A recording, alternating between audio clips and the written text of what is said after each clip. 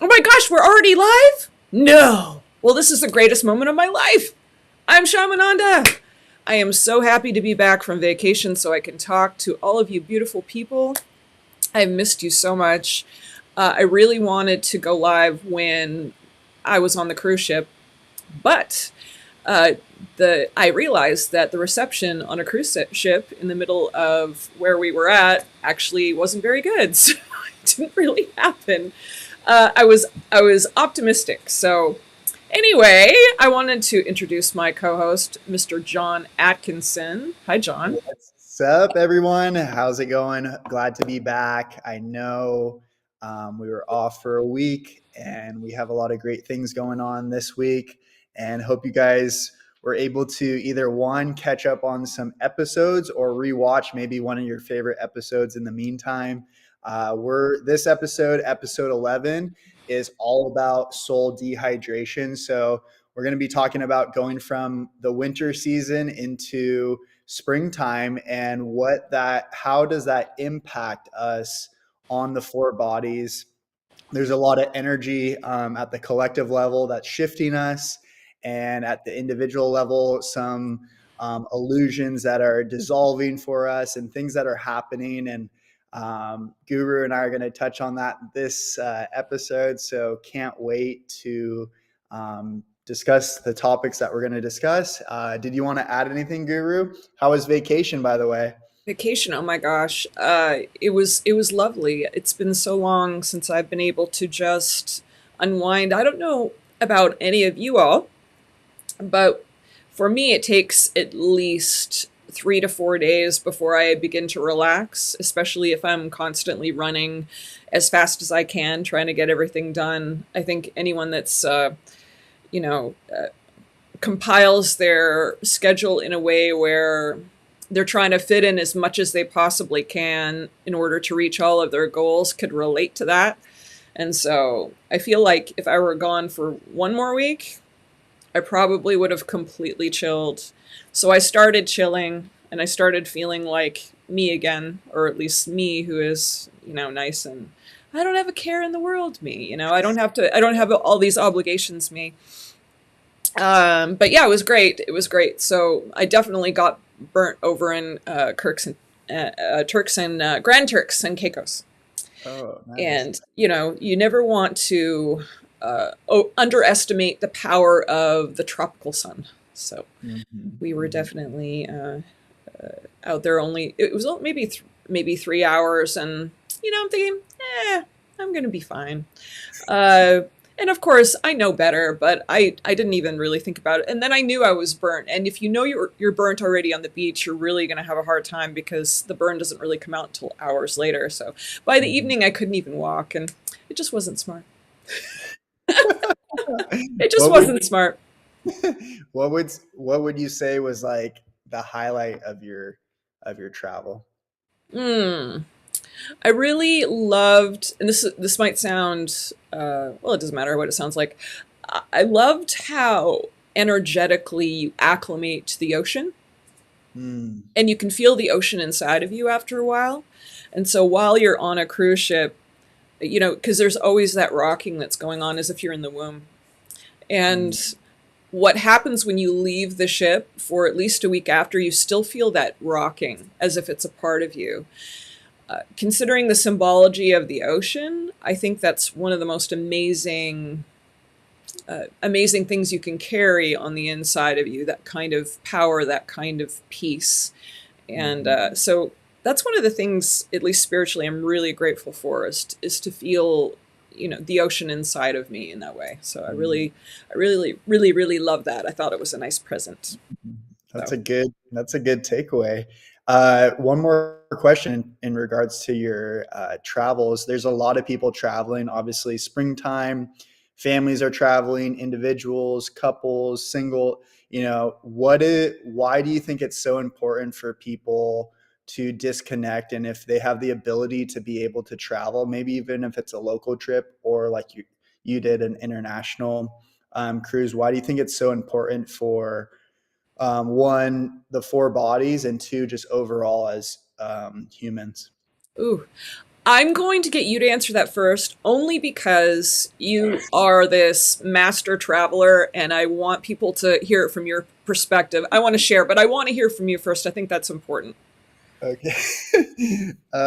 So I think travel is important in terms of being able to connect with other cultures, not just on the surface level. So the surface level things are the food, the lifestyle, things of that, but also to connect with them at the soul level. And then also being able to, whatever you're working on here locally or wherever you're tuning in from, it's good to gauge your growth and where you're headed by connecting with other environments outside of your environment. And so when I've traveled, it's imperative to really look within of what one, how are you living your life?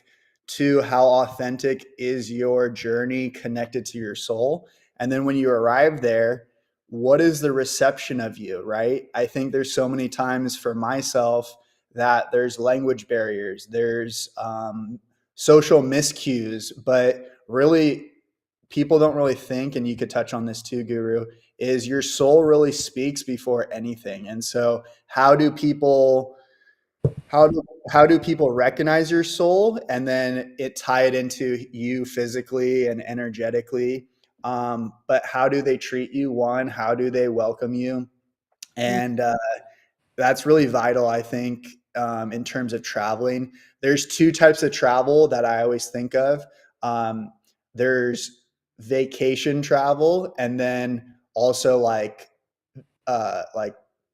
how do I say it? Like business travel, but also too, how do you like disconnect? So there's traveling for business. You'll hear people like, oh, I'm going to New York, but it's for business, basically travel for like the pleasure part. So this was for you, travel for pleasure to get out of your environment. For me, I've done that so many times.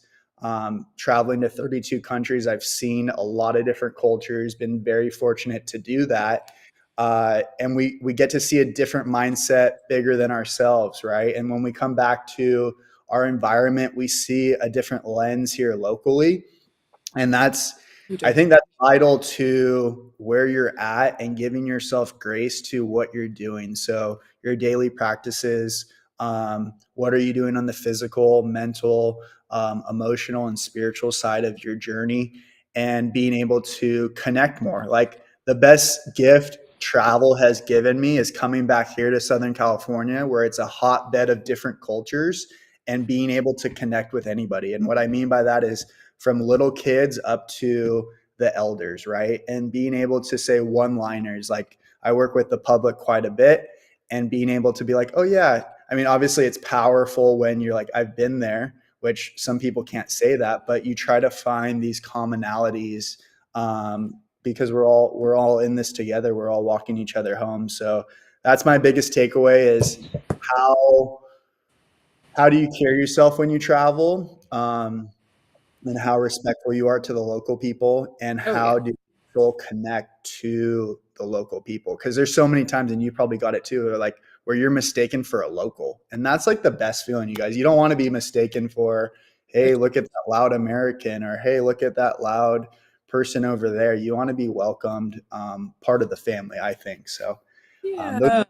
thoughts, I could talk about it for hours. Traveling is one of my passions, as you know, Guru, and been fortunate to be able to do that. So, Oh wow. Yeah, you have so many amazing stories about where you've been and what you've experienced and how it's strengthened and fortified your soul and strengthened your character.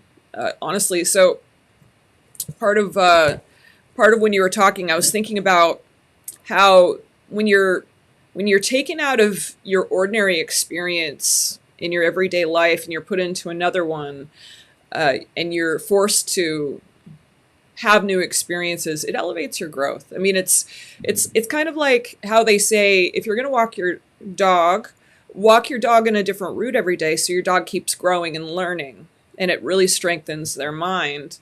Uh, and the same is true for people. When you take people out of their ordinary routines and you put them in a new one, then they start to grow, they change, they're able to unless they're just doing their best to make sure that they're repeating those same patterns when they're traveling. And you can really tell who those people are because they're very rigid, they're very much in a box, they get upset very easily if things don't go their way.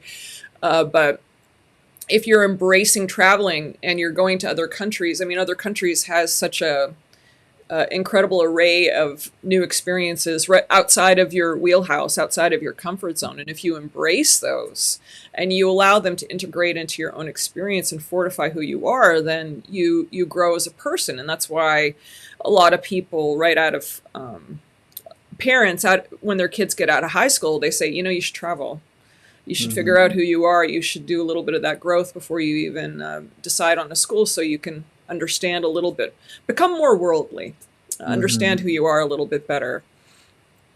But when you connect yourself to yourself on a deeper level in that way, and you really embrace the experience, when you come back, you see yourself in a new lens. You Mm-hmm. see yourself in a completely different way. It's like all your ordinary experiences are no longer so ordinary. All your ordinary routines feel a little bit different because you hadn't been doing them. And then sometimes when you come back, you start to do them slightly differently. Like, you know what? I'm going to reevaluate here. This actually might be better if I did it this way, because you stepped out of your comfort zone of routine and started doing something different habitually somewhere else. Then you come back home and you think, oh, I think I can do that here too.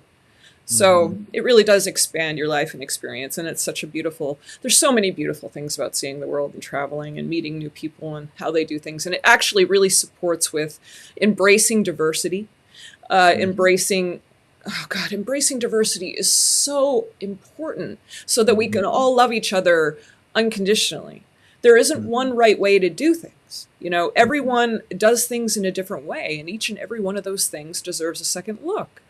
So Mm-hmm. just because one person thinks differently from you, it's not something that should be looked at in disdain. We should be looking at and saying, I wonder why they're doing it that way. Maybe I can learn something, as opposed to, it's not like me, so I'm going to throw them under a bus.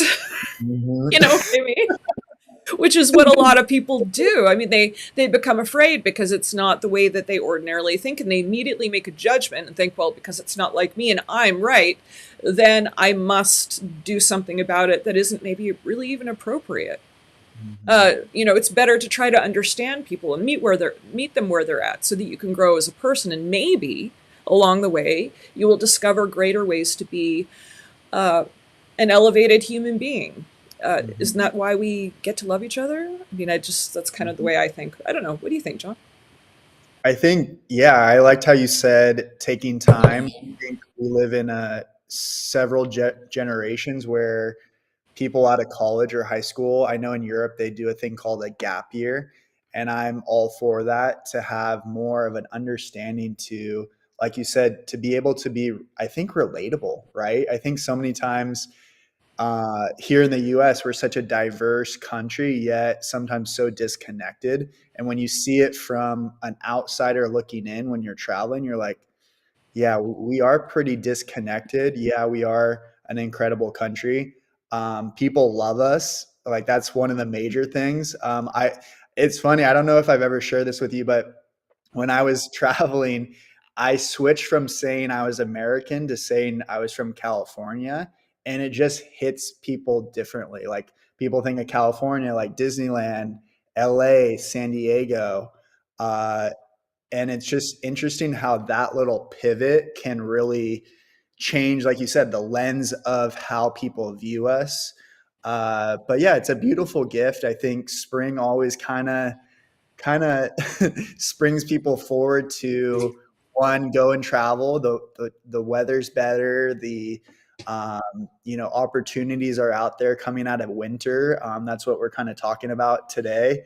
And the overall topic, you guys, soul dehydration. I think what really fills up your soul is being able to have outsider you know experiences of, like you said, Guru, of your growth. What path are you on? And I think traveling always pours more into you than you pour into it, if that makes sense. And when you come back, you're just full of more life and a different perspective. And like you said, your daily things become um change in the fact of like, oh, or you sometimes you question it too. It's like, oh, why do I do that way? You know, maybe on when I was traveling, I did it this way, or I created time for myself more on vacation. I think people put a lot of pauses on their life, and then when it comes to vacation, they're doing their self care, doing their, you know,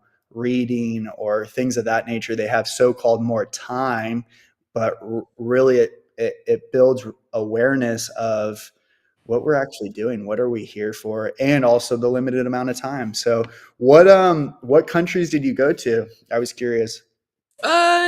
Uh, Caribbean, Grand Turks. So that was Nice. kind of fun. Puerto Rico. Puerto Rico, let's Yeah, go. How did you like that? it was all really beautiful and amazing. We were just we had a great time. When it comes to cruise ships, it's not, you don't really get to explore a lot, and sometimes with the ships, they actually fabricate a piece of land for you to go onto and have an experience as opposed to being able to experience local culture. Mm, So, we were on the Princess Cruise line, and there was a place called, the Princess Keys and all that.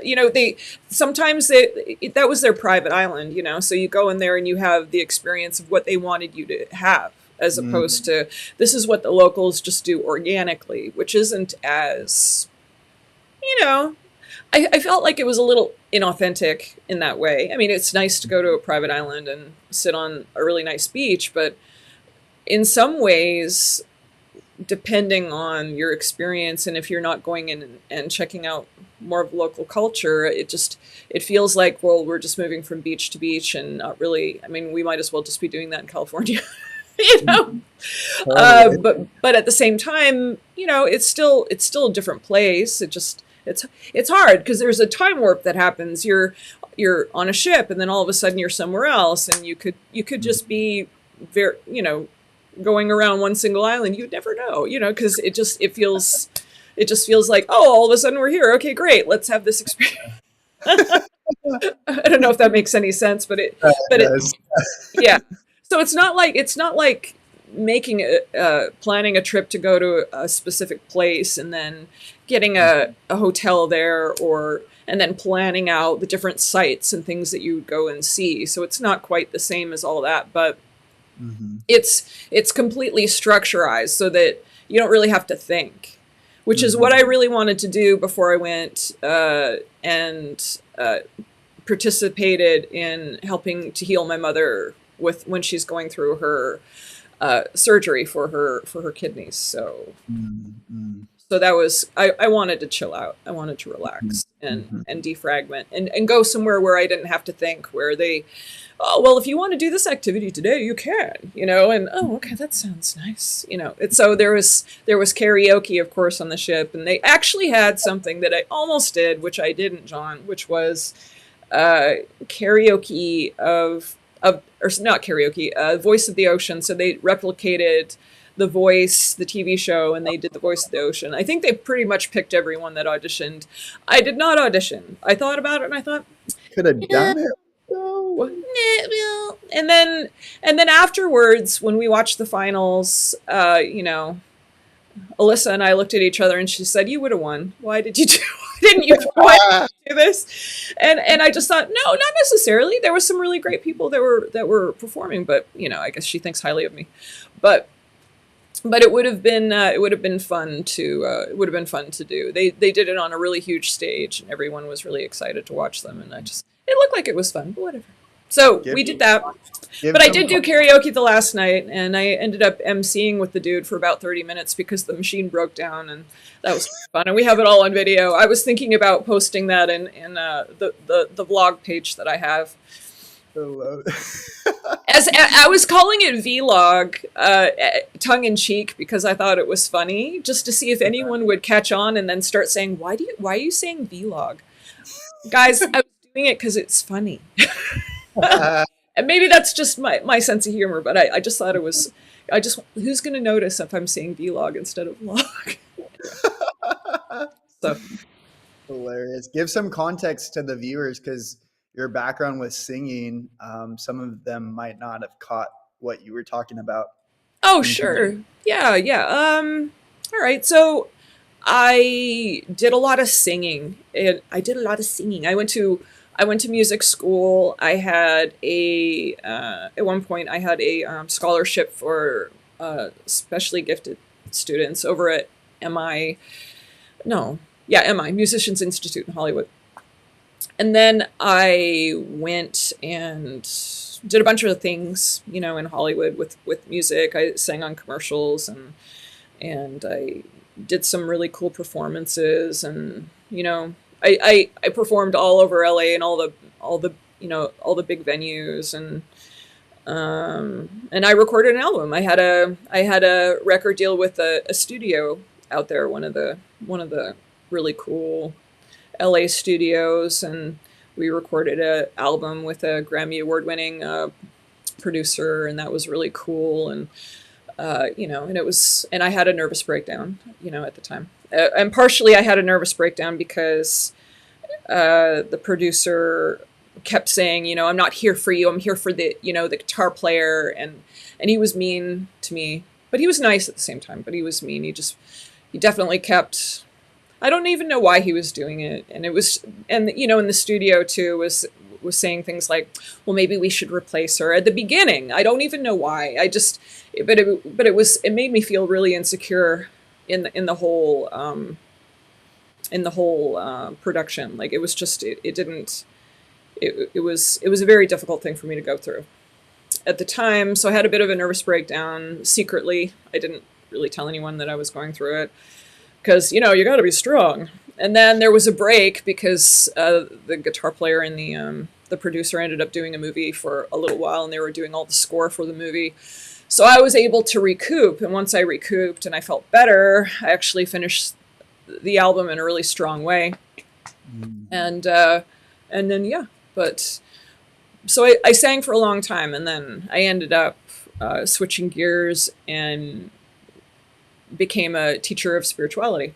And so, and here we are. So I've been doing that for a very long time now. So that was a long time ago, but it was, yeah, it was tough. It was tough. It was Mhm. an incredible experience.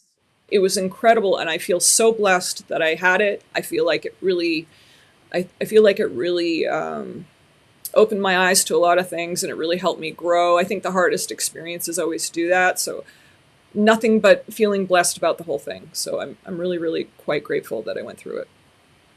So good. Thanks for sharing, Guru.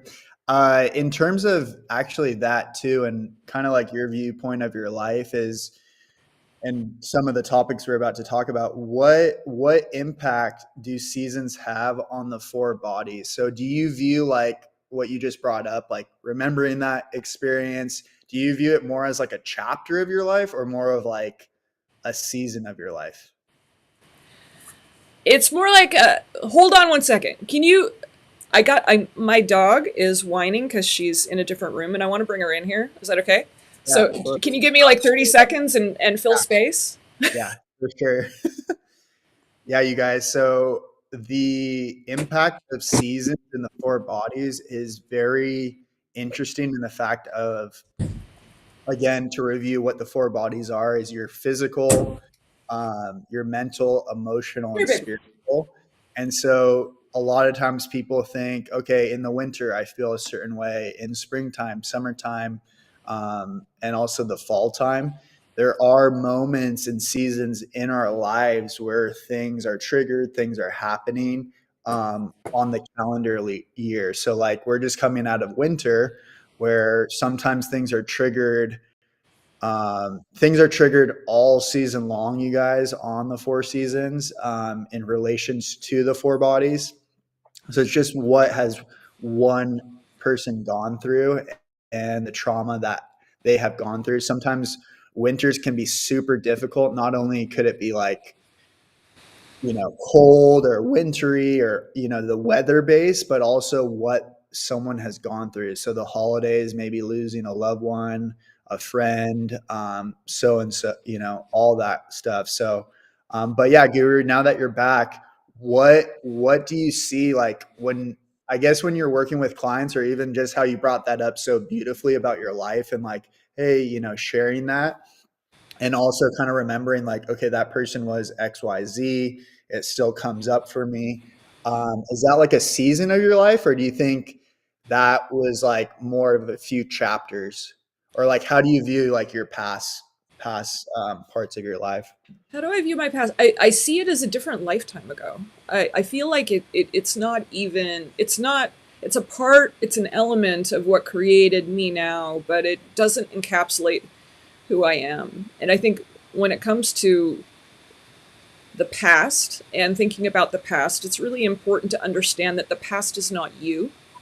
The Mhm. past is something that happened, and the past might, you might accumulate ideas, concepts, limiting beliefs of what that meant for you at the time. But a lot of people make the mistake of believing that they are their past, that and they reinvent it, and they use Yeah, Roxy. That's what they and do. they Let's go. doesn't she look good? Yeah. It's really Uh, good. they for because I don't think many people know this. Roxy was in the hospital for a week. She almost died, and she's doing a lot better now. So she had pneumonia, and they didn't think she was going to make it. So they asked us to come in and say our goodbyes, but did a little shaman magic, and she's fine. And they all were shocked. They're like, "Why? I don't understand why she's still alive." Uh-huh. But anyway, so she's good. But it, I don't. Tell me your experience on this, John, because I'd like to know your perspective. Because when I talk to clients and I talk to just people, and they bring up their past and they make their past into their present, Mhm. what is your experience with people who do this? When you know that it's like, why are you letting your past dictate who you are now in that way? Why are you giving power to your past and making it into an excuse not to do the things in your life that you're supposed to or Mhm. that you can do? Does that make sense? Am I Mhm. am I I barking up the right tree here? Yeah, you are totally, and it kind of ties into, yeah. It's I love these lives because it always like everything's always connected. Uh, I keep it super simple, Guru, and the fact of kind of going off of my sessions with you is keeping it super simple. Of if it keeps coming up, whether it's for myself or yourself or other people or people tuning in, how they're viewing their so-called story or life, it's still unresolved trauma packed into the four bodies. That's what it just comes down to. And the more I listen to people's stories nowadays through the work that I've done, whether it's through you or the lifelong work that you're, attaining to, like, hey, I think of like for me, it was like my soccer career. That seems like a lifelong ago. That seems like a whole nother lifetime, like you said about your singing. Yeah, it has helped me become the person I am today, but I'm not like dwelling on it every day, like, oh wow, like what would have happened, or I'm not using it in As an any way. excuse, yeah, to Yeah, not move forward. yeah, not to move forward. So I think we've talked about it before. Is sometimes people, for perfect example, is it actually came up because we were working on in my business. We had like a little meeting yesterday with our little business group of like 20 of us, and we're talking about storytelling. And this ties into what we're talking about because people get hung up on their story, right? And so someone brought up like those people that get hung up on like whether it's a breakup or, for example, like a divorce, right? Oh, I'm, I got divorced. You hear those people say that all the time. Well, that could have happened like 8 years ago, 6 years ago, 10 years ago, and it's still part of their identity, and it's still part of their crutch in the emotional and mental bodies, even though maybe on their physical they're working out, they're doing their things, but they haven't really cleaned up that major part to let it go. So I Hmm. just keep it simple as it's when I listen to people, or for example too, when people are like always late, that's been part of their story since however long, right? And when I ask those people like, oh, just curious, like, you're doing a great job, but why are you late?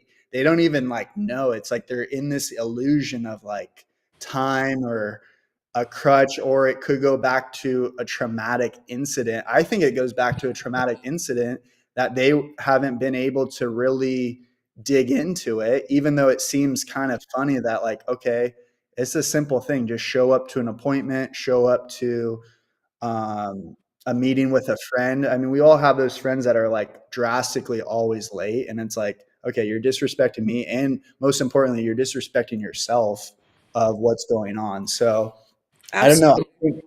I think it's unresolved trauma, and maybe you could touch on it, is that they go to it because, like, I know for my own experience, like going to sessions with you, once it's cleared out, like I'm not going back to that. I'm going to, like, okay, what's that next layer, or what's this other part of my life that might be getting in the way of moving forward, like you're saying. So because when it's gone and when you let go, it's how I picture it is if someone's underneath the water chained to like the weight, and those chains are just like let go, right? And they're coming up for air. It's funny that we're talking about soul dehydration because it's totally that. It's what's holding you back from really living your full soul hydrating lifestyle. So I don't know if you can touch on that in terms of unresolved trauma, because I think that's just a defensive mechanism in the mind, in the unconscious mind too, and in the bodies to play that story out day after day. Well, what you're talking about is people using their past trauma as a mantra. And so when Mm, they use their past trauma as a mantra and they repeat it to themselves over and over and over again, they bring it into the present and then they relive it as if it happened in the now. And the human mind often confuses the past, present, and future, and they bring it into one moment, and it doesn't work that way. So if you're going to continue to bring your past into the now and use it as a mantra and say, no, 20 years ago, I accidentally hit somebody with a car. And that's really hard to get over, obviously. You might have hurt somebody, or, you might have broken their leg, and hopefully nothing worse. But maybe you can't forgive yourself for the fact that they broke their leg.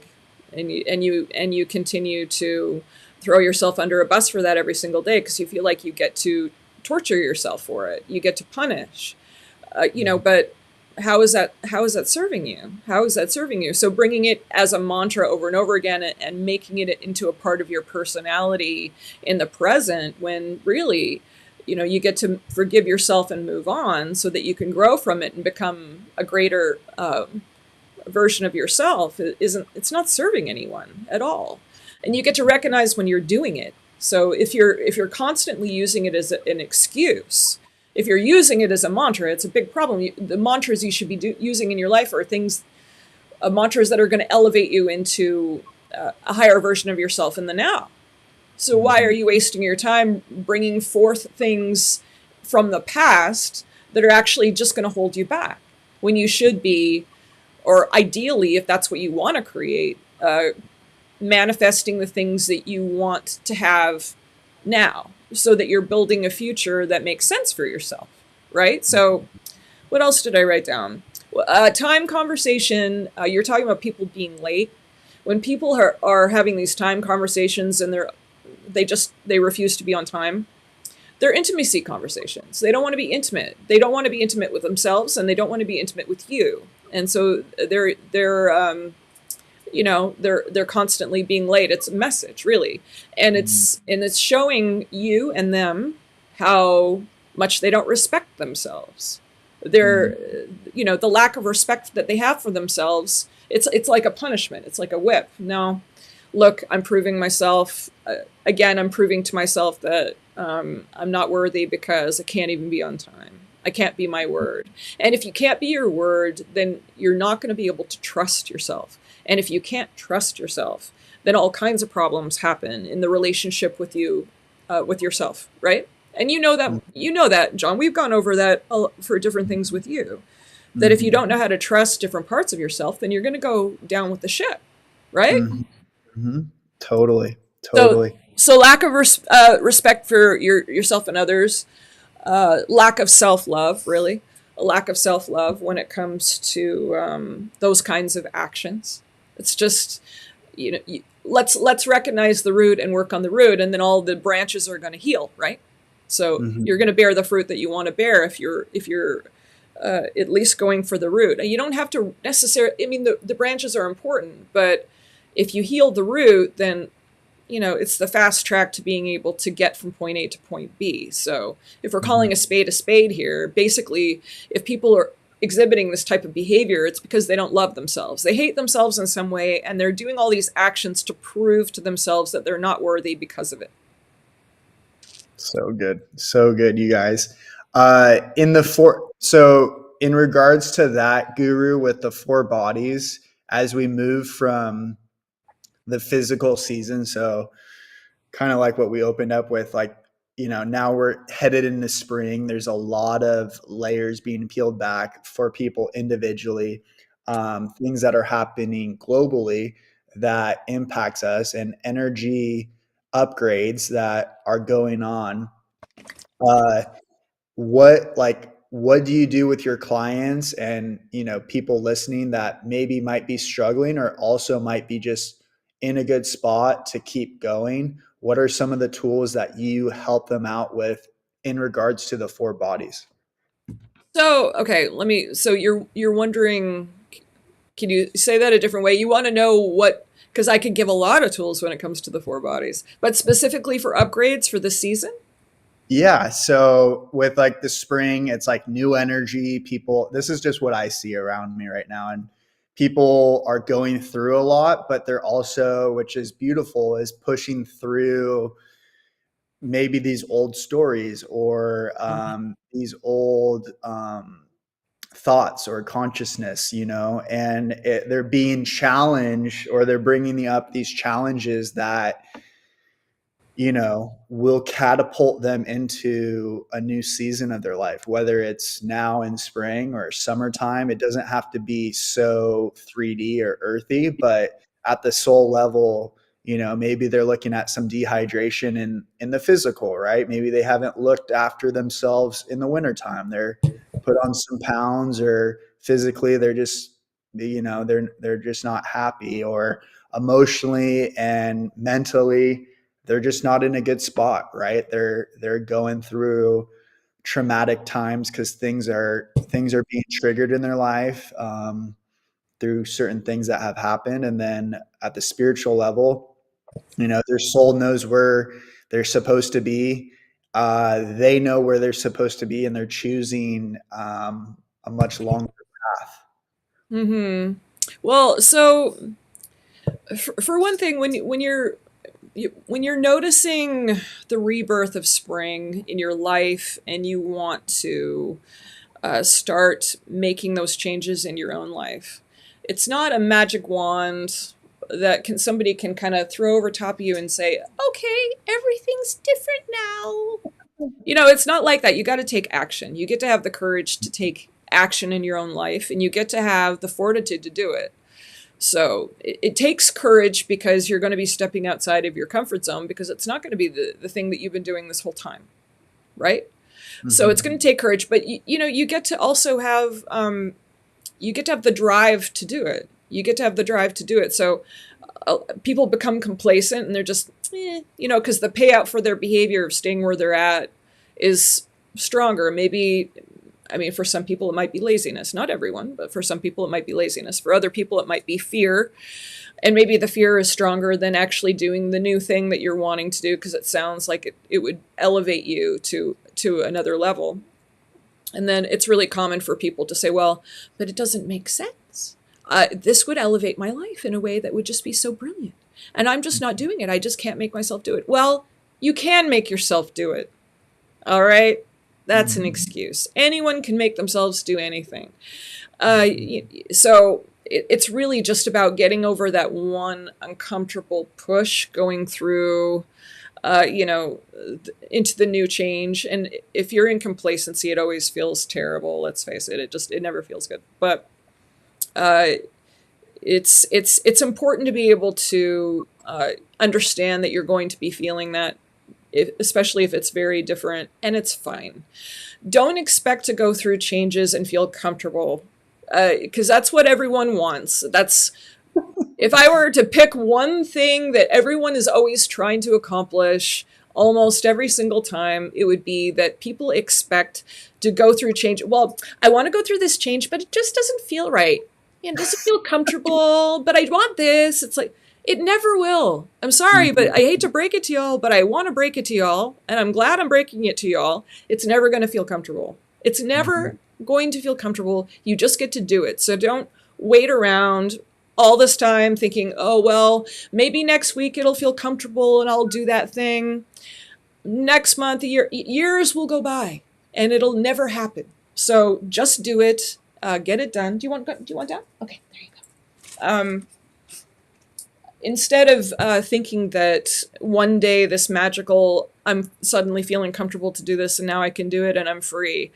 No, people avoid discomfort like the plague. Don't be one of those people, basically. So it's about taking action.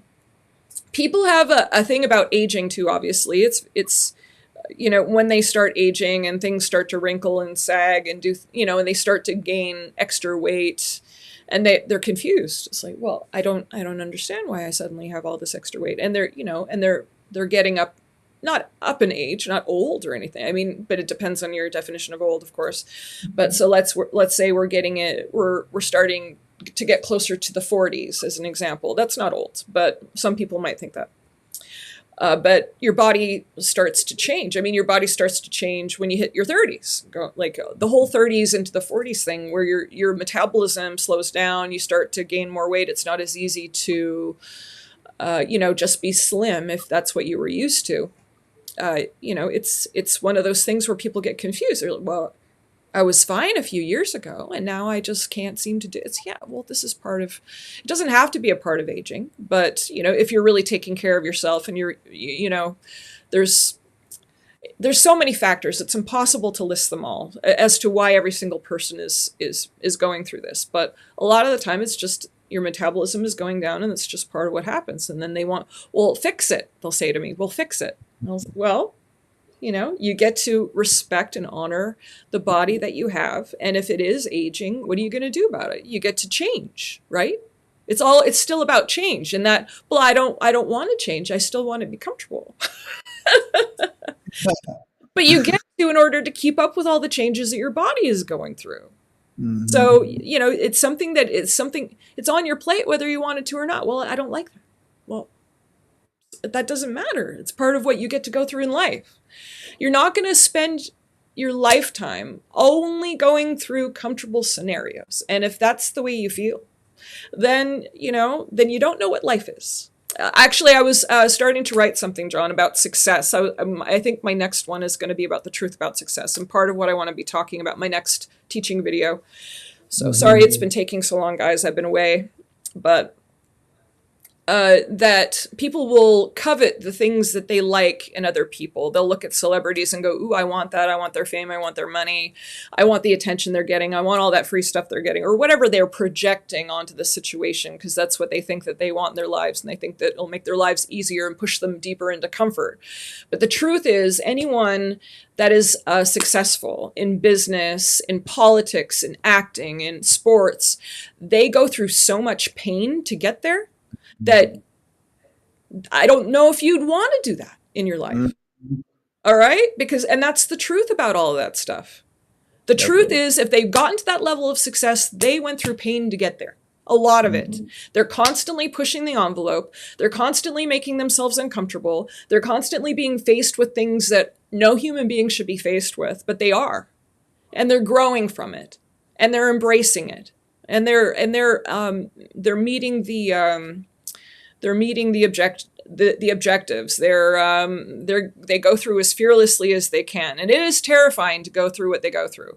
So, you can't just covet the results of it and go, ooh, but I just want and cherry pick those things. It's not really how life works. If you want to have success, you get to accept the fact that success is pain a lot of the time, and realize what it truly is. Anyway, sorry, I went on a tangent there, but I really wanted to mention that. So I love it. In terms of So we're as we go into spring, we just had like the eclipse and everything happening.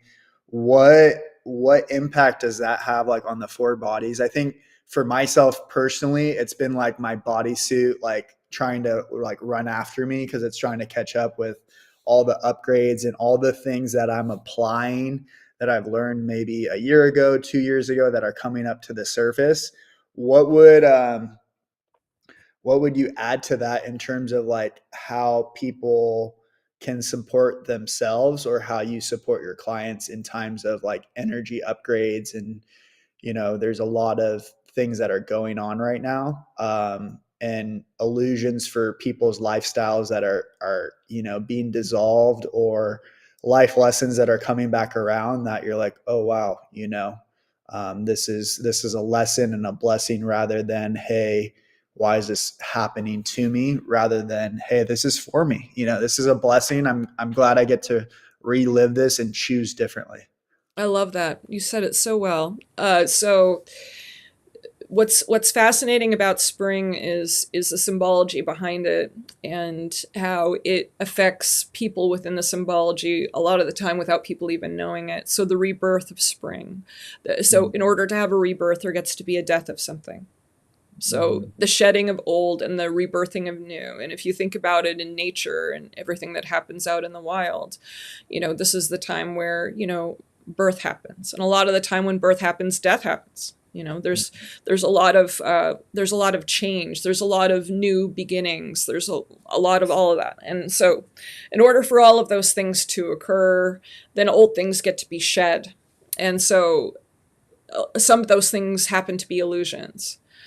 Mhm. You get to make room for the new things by getting rid of the things that don't no longer serve you, right? So and some of those things are illusions. So uh, and that makes a lot of people really squirmy because they like their illusions. They want to stay in them. They created it, fabricated them on purpose to keep them in a box. So being faced with those types of illusions a lot of the time for people are very it can be very daunting. It's like, no, I want to keep this story about myself. I don't want to be shown that it's not real. This is what's this is my identity. It's kind of like how people were choosing their past as their identity, or even worse, where people will choose something from a past life and put it into their identity in this life and say, well, this is who I was in a past life and this is who I am, because they don't feel like they're strong enough to hold the to steer their own life with what they already created here. It's Mhm. just it's a it's a mark of insecurity. It's Mhm. anyway. So with the four bodies and the purification that often happens when it comes to spring, uh, physically, it's almost about a reawakening. It's getting people will say things like, well, I got to get back into my beach bod, I got to start exercising. So it's almost like a, a reacclimation into better physical health, as far as physical activity and eating differently and making those types of changes. So there's oftentimes people will relook at their physical body and say, maybe I get to do this.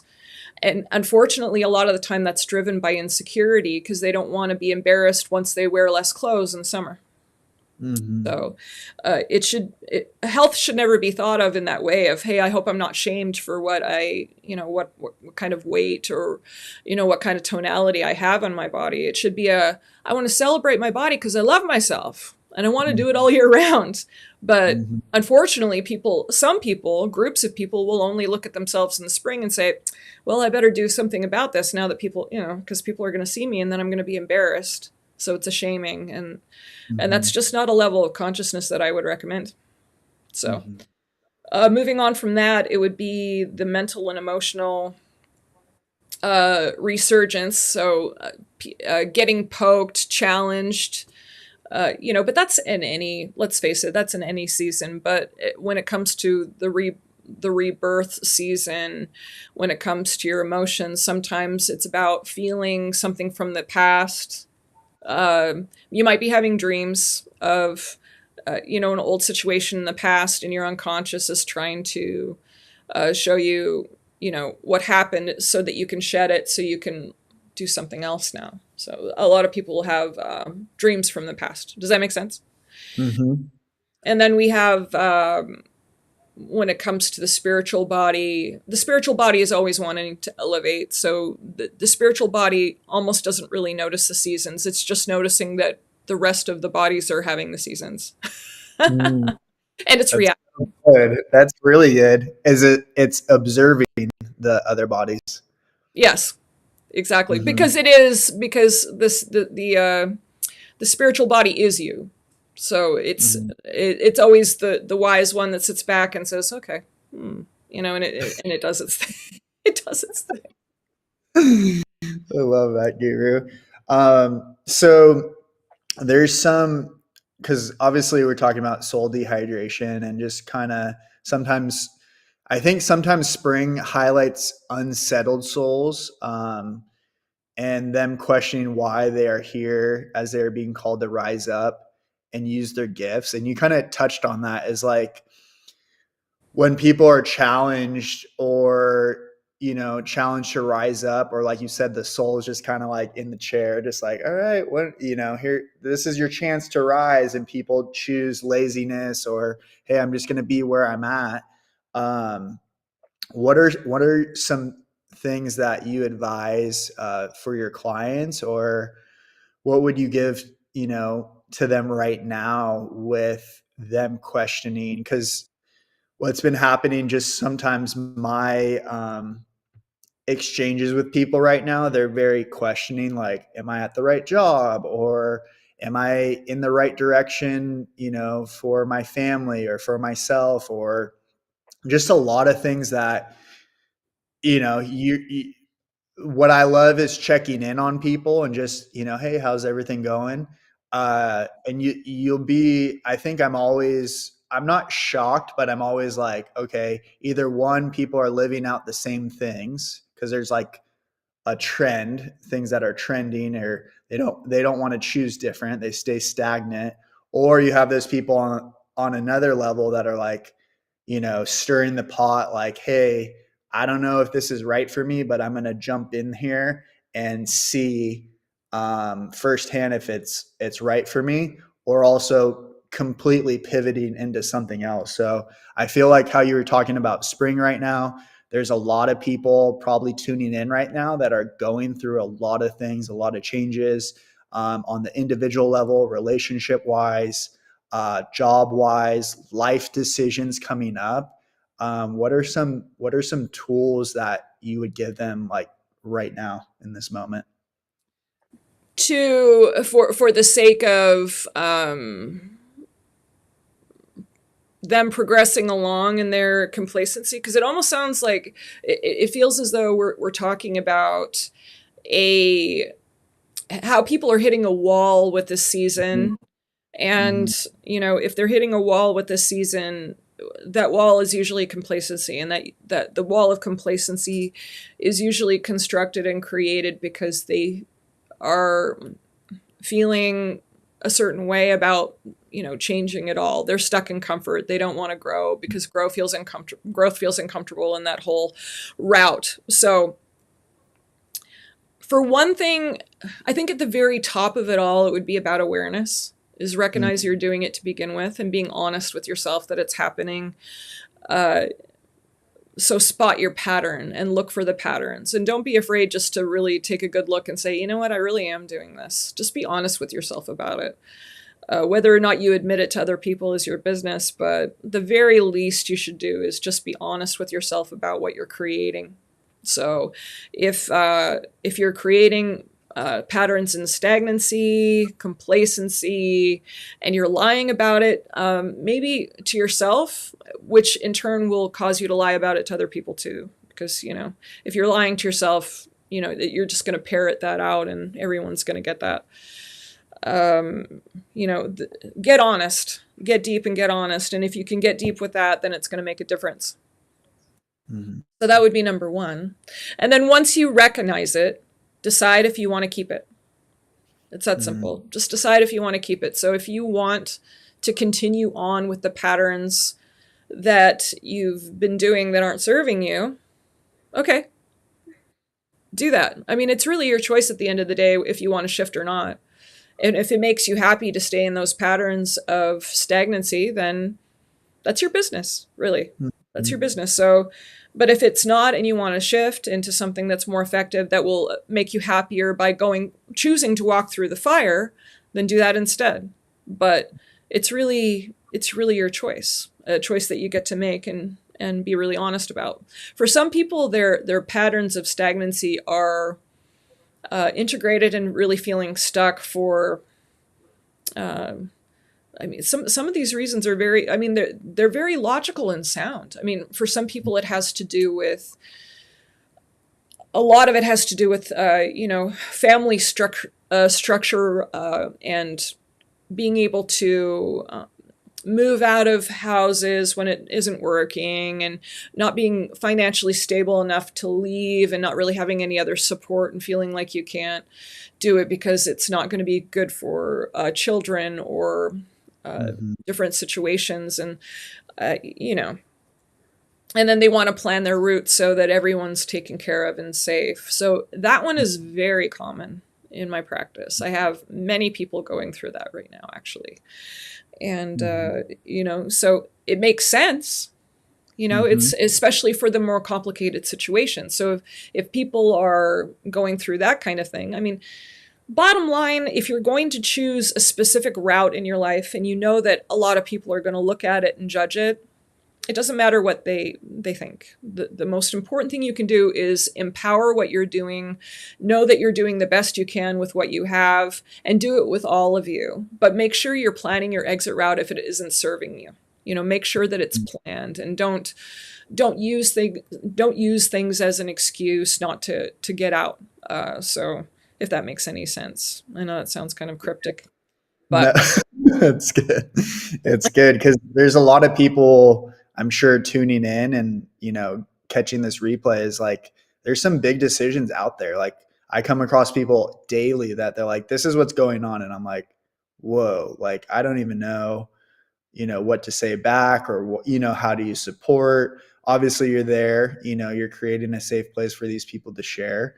Um, but like you said, it's their choice, it's their karma, it's their soul contracts with things that are going on. And I think people don't realize how big soul contracts are in regards to maybe their soul dehydration that's going on currently, right? They've chose this a long time ago, or they've settled for something that doesn't really serve the longevity of what they're here to do. So, but I love it in terms of the spring because it really challenges people to one, like you said, make a higher choice, get out of your comfort zone, or two, stay stagnant and those most of the time those people that stay stagnant, some life event happens, and you probably see this with your clients, that it forces them to change. It forces them to get out of their comfort zone when they weren't even looking for that. And that's a beautiful thing too. And I'm sure for many many years you've seen that with your clients and coached them through those moments as well, Guru. So yeah, well, and that's the gift of trauma. So mm-hmm.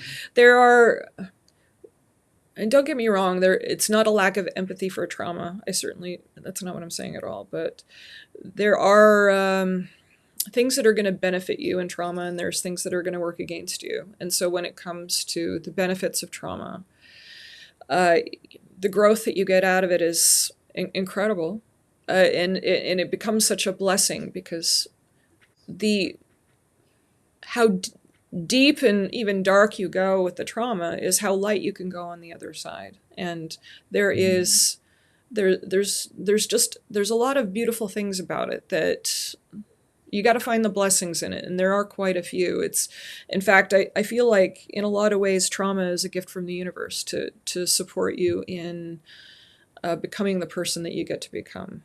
I'm grateful for all the trauma I've ever had in my life. It really has changed the foundation of who I am, and it's taught me so much. And without it, I'd never be able to do what I do. And so trauma creates new neurological pathways, and it puts you on, it can straighten out your path really quickly. And you got to Mhm. understand that the universe doesn't discern between what's good and what's bad. It doesn't exist. It just simply does not exist. It's humans that make the judgment and Mhm. create good and bad.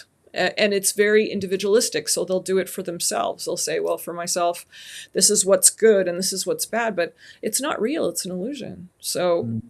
it's a judgment. So if you take the judgment out and you just see the landscape for what it is, and you understand that the world is creating a lesson for you, that if you take it in neutrally, then you Mhm. can receive incredible gifts from it, you know.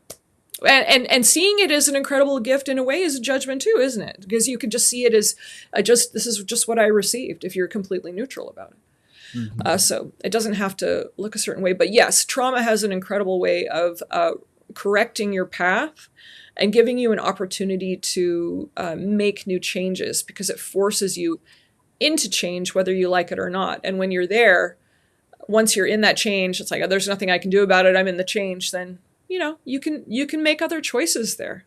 Mhm. Sometimes that makes it easier to do, if that makes sense, because if you're in Mhm. stagnancy it's harder, but if you're forced into a change, it's like, well, I'm here anyway, I might as well I might as well. Right. I loved how you said, come to a neutral standpoint. I think you really helped me and have supported me in my life of coming at a neutral standpoint and seeing things for what it is. Because we live in a world where, like you said, people are quick to judge, like more than ever, I think, and it's gotten a lot worse. I think as you look out, you're like, or I think it's gotten a lot worse as you get more neutral. Is you get more neutral and people become more judgy, right? And you're like, whoa, like, was I like that person, or was I as judgy? Or, you get in your head of what judgment really means. And it's really irrelevant, like you said, in terms of the labels, right? And if you come at a neutral lens, you see more things as blessings than a so-called bad thing or negative thing. Like now, things that happen to me that I used to think as like, oh, this bad thing happened, I'm like, yes, this blessing. Like, even though it's maybe unfortunate, I'm like, dang, that was the blessing. Or maybe 3 months down from the road, I'm like, that was the blessing that really pivoted my life this way. And so Yeah, uh I think the spring season and talking about soul dehydration is just really looking at a lens of neutrality. Uh, at least that's kind of what I'm taking into spring more than ever. There's going to be a lot of things happening, and a lot of things that people have planted for their lives that are great and that are coming to fruition, for your life, for my life, the people around us, the people tuning in. And the more neutral you are, I think it's just a better human experience. That's what I believe in. Just kind of viewing my life the last 6 to 8 months and seeing at a neutral viewpoint of the landscape. It's just enhanced my earthy experience per se. So, but yeah, 100%. did you? What was that? I said 100%. And just one thing on top of that, once you're at a neutral standpoint with your life and you're not seeing it as good or you're not seeing it as bad anymore, and you're just seeing it as information, then at that point you can choose how to steer your own life. So if you want it to move in a direction of something that's certain kinds of goals, or a mindset that is going to support you in those goals, then you can make those choices. So Mhm. as an example, if it's going to support you to get to the goal, to feel as though that you're resourceful and that you can create whatever you like and that you don't have limiting beliefs in the way. I mean, for the most part, I think everyone could agree that if you're forward thinking in your life and you want to create things that are going to add to your life as opposed to keeping you at one level or even bringing you backwards. But it really does depend on what you want to create. So if you want to go backwards, there's certain choices you should be making. If you're wanting to stay Mhm. neutral, then there's certain choices you should be making. And if you're wanting to elevate your life and really grow, there's certain choices you should be making. So coming from a very neutral standpoint, as I'm talking about it, I'm not going to judge what you're going to choose. So if you Mhm. want to go backwards, that's your business. If you want to stay neutral, that's your business. If you want to elevate, that's your business. But once you're in that state of neutrality, you can decide what you want to create. So if you're wanting to create something that's going to elevate you, then you're going to be making specific choices with your mindset, with your verbiage, with your actions that are going to be different than if you're wanting to go backwards. But it's important to be able to see from a neutral standpoint, what are those actions that are creating negativity that would push you back? And Mhm. hey, I'm not going to pick those. They're actually not going to benefit where I'm trying to go. What are those choices that are just keeping you in one spot, just stagnancy, kind of a blah life? Yeah, okay, well, those choices are, they are what they are, but I think that's what I want to do is elevate. So I guess I got to do those. I get to do those in order to get from point A from from point A to point B. You're a computer program. So Mhm. reprogram yourself so that you're creating what you want to create, and be aware of what you want to create, because a lot of the time people are so focused on all the negativity because they're wanting to abuse themselves, or they're wanting to punish themselves, and they're stuck in that, and they just keep recreating that. So if you don't want that, then look at the other ways to navigate life, and remember you're a program. You get to reprogram yourself in the way that makes sense for you and where you want to go. Be aware Mhm. of where you want to go. Anyway. Mhm. Mhm. I think, yeah, the power neutrality has power, you guys, and that, that in itself, if you could put that into practice, one of your takeaways from listening to this is, and maybe we do a live just on that, because there's so many layers to it. So, uh, but yeah, all we ask you guys, it's basically, this is the end of episode 11. All we ask, we don't do any like sponsorships or commercials, obviously, but all we ask is, if this has impacted your life, please share it with someone that needs to hear these messages, or that you love, that it's impacted you. We have a great little community going here, listening on a weekly basis. So we're happy to be back, and we're building more great episodes in the future, in the next few weeks. And we're just so super grateful and love all of you that tune in. And I'll let Guru take it away in terms of where you could find her, community events, and how to, possibly do some client sessions as well. Awesome. Yeah. Hey, so I'm actually currently in the middle of building a master class. I'm going to start, which is another reason why I've been so tied up. I've been wanting to make a lot of content, but I'm making content in a completely different way that nobody's seeing yet, because it's still in the midst of its rebirthing. And it does have to do with, creating a mastermind when it comes to uh, practitioners and healing practitioners specifically. So the business end of it and how to scale. And I have some absolutely brilliant business coaches that have signed on, that were really excited to sign on for this project, because they really, really want to support a mastermind that is so embracing of all the elements that will really support this planet. So a really, really brilliant, brilliant, brilliant business coaches that I'm really excited about sharing, and I will. And then the other aspect of it is really intensive emotional intelligence training, which is so important for because you're only anything that you do, it doesn't matter if it's healing or if it's something else, you're only as good as your emotional intelligence. Because if you're not really seeing what's happening around you, you're going to be analyzing the information in that way. So it's like, if you're a psychic, if you're analyzing the cards according to your emotional intelligence, as an example, you're not going to be getting the whole picture, and you're not going to be able to deliver all of the information to your client.